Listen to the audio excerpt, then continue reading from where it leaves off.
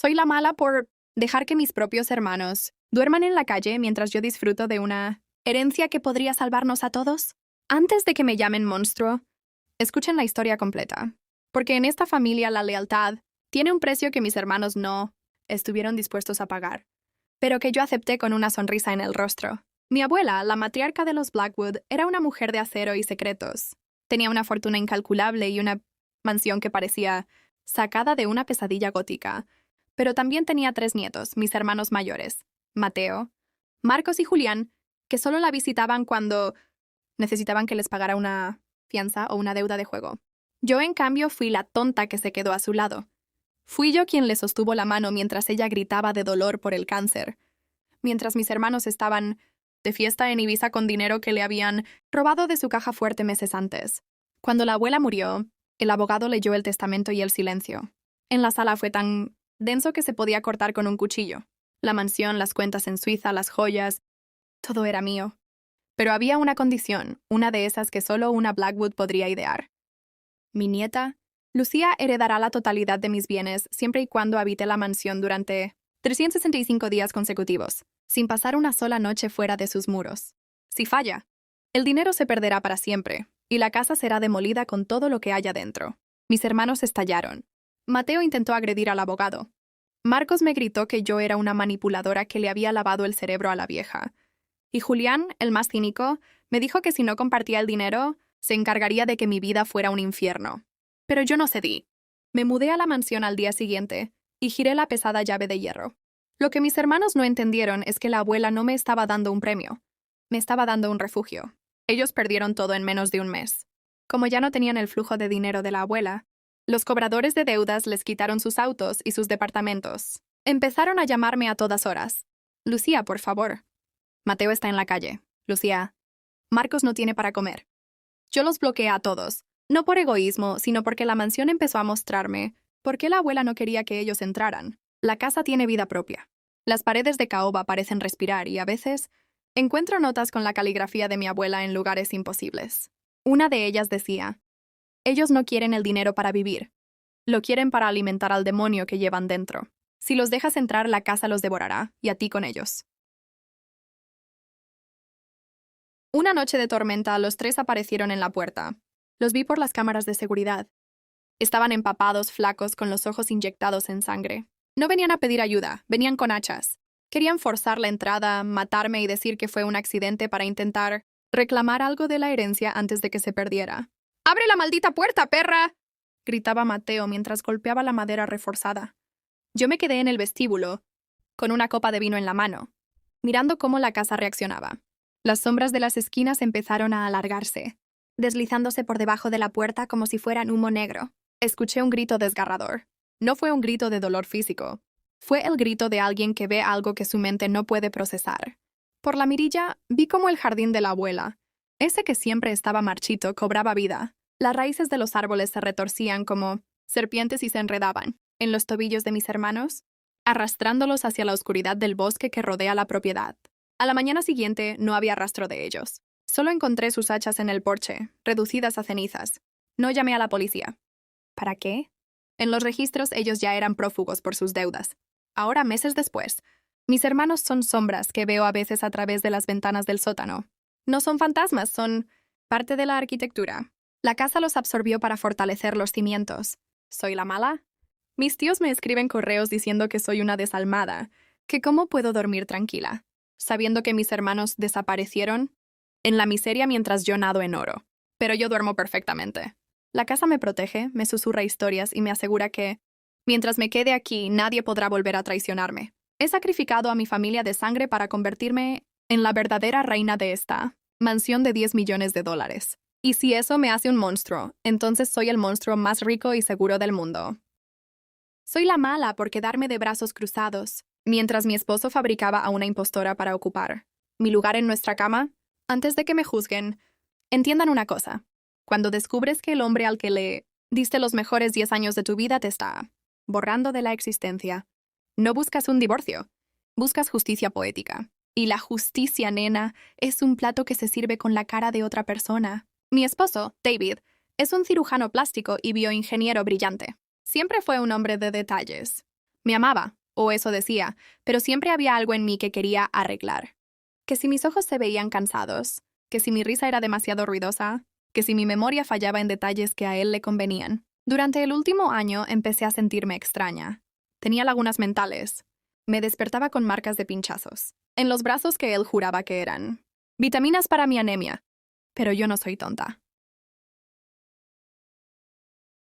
Hace 3 meses encontré el laboratorio que instaló detrás de la bodega de vinos. No era solo equipo médico. En una incubadora de tejido sintético estaba ella, una réplica exacta de mí, pero sin las cicatrices de mi cesárea, sin las arrugas de expresión, sin el rastro de los años que pasamos construyendo su imperio. Era yo pero vacía. Una muñeca de carne diseñada para ser la esposa perfecta que no cuestiona, que no recuerda las infidelidades de David y que, sobre todo, no es dueña de la mitad de sus activos. En lugar de confrontarlo, decidí ser su mejor actriz. Descubrí que David planeaba desaparecerme en un viaje a las Bahamas y regresar con la nueva versión diciendo que me había hecho una cirugía radical de rejuvenecimiento. Así que mientras él dormía empecé a entrar al laboratorio. No dañé a la impostora. Hice algo peor. Le inyecté mis grabaciones de audio más dolorosas. Le susurré al oído cada traición que David me había hecho. Le enseñé que su única misión en la vida no era amarlo, sino odiarlo con mi misma intensidad. El día del cambio llegó hace una semana.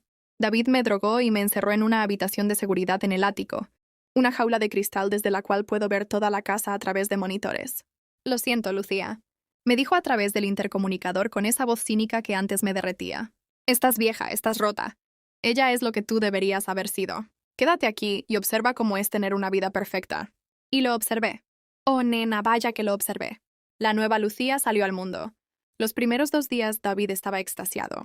Ella era silenciosa, sumisa, hermosa. Pero al tercer día, el veneno mental que le inyecté empezó a brotar.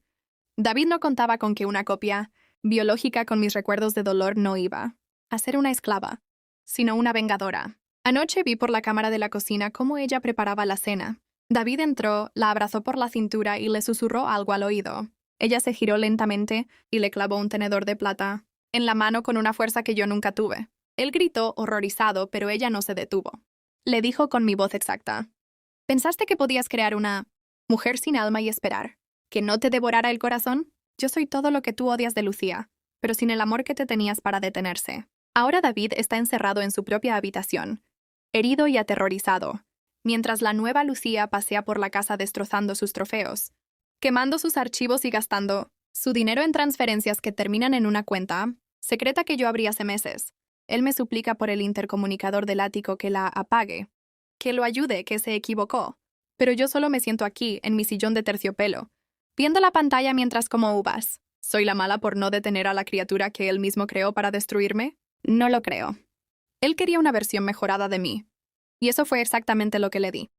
Una Lucía que no perdona, que no olvida y que tiene mucha más hambre de venganza que la original. Mañana, cuando la policía llegue por los gritos de los vecinos, yo saldré del ático diciendo que él me tuvo secuestrada, mientras una impostora vivía mi vida. Ella desaparecerá, porque las copias biológicas sin mantenimiento no duran mucho, y yo me quedaré con todo. Con su dinero, con su casa y con la satisfacción de haber visto cómo su perfección lo desangró lentamente. Mi prima me robó al prometido después de que quedé desfigurada en un accidente, así que esperé 6 años para regalarle la boda de sus pesadillas. Soy la mala por dejar que mi prima se casara con el hombre de mis sueños usando una máscara de carne, que yo misma diseñé para que se pudriera en su cara durante la luna de miel. Sé que suena a una villana de película, pero antes de que me lancen a la hoguera, miren mis manos y traten de imaginar el dolor de perderlo todo por culpa de la persona que se suponía que debía cuidarte. Hace 6 años yo lo tenía todo. Un prometido que parecía sacado de una novela. Una carrera brillante como arquitecta. Y a mi prima, Elena, mi mejor amiga, viviendo en mi departamento. Pero una noche de lluvia, un camión sin frenos cambió mi destino. Desperté en el hospital con el rostro hecho un mapa de cicatrices y los ojos vendados. El dolor era insoportable. Pero lo que más me dolió fue el silencio de mi prometido, Julián. Él no fue a verme. ¿Saben quién sí fue? Elena. Ella iba todos los días a decirme lo mucho que Julián estaba sufriendo, lo mucho que le costaba verme así y cómo, poco a poco, él se estaba alejando por salud mental. Lo que Elena no me dijo fue que, mientras yo aprendía a reconocer mi nuevo rostro en la oscuridad, ella estaba reconfortando a Julián en mi propia cama, Se casaron apenas un año después de mi accidente. Me enviaron una invitación con una nota que decía: esperamos que encuentres la paz y que no guardes rencor, la vida sigue. Pero yo no busqué la paz, nena. Busqué al mejor cirujano reconstructivo del país y me convertí en su aprendiz, en su musa y, eventualmente, en su socia. Me tomó 5 años recuperar mi identidad. Pero mientras lo hacía, el karma hizo su parte. Elena y Julián tuvieron un accidente doméstico, un incendio extraño en su nueva casa, que dejó a Elena con quemaduras de 3er grado en todo el rostro. Ella quedó peor de lo que yo estuve alguna vez. Ahí fue cuando aparecí yo. Me presenté en el hospital con una máscara médica y una voz que ella no reconoció. Me ofrecía pagar y realizar su reconstrucción de forma gratuita, como un acto de caridad cristiana. Julián, desesperado por recuperar la belleza de su trofeo, aceptó sin preguntar. Durante meses, trabajé en el quirófano diseñando la nueva cara de Elena. Pero no usé solo silicona y colágeno. Usé una técnica experimental de injertos de tejido que yo misma desarrollé. Le di la cara más hermosa que el mundo haya visto. La mía. La cara que yo tenía antes del accidente. Julián estaba fascinado. Sentía que el universo le estaba devolviendo a la mujer que amaba pero sin los traumas del pasado. La boda de rebotos fue ayer. Elena lucía radiante con mi antiguo rostro, caminando hacia el altar donde Julián la esperaba con lágrimas en los ojos. Pero lo que ninguno de los dos sabía es que el tejido que le injerté tiene una fecha de caducidad. Es un tejido reactivo al estrés y a la luz del sol.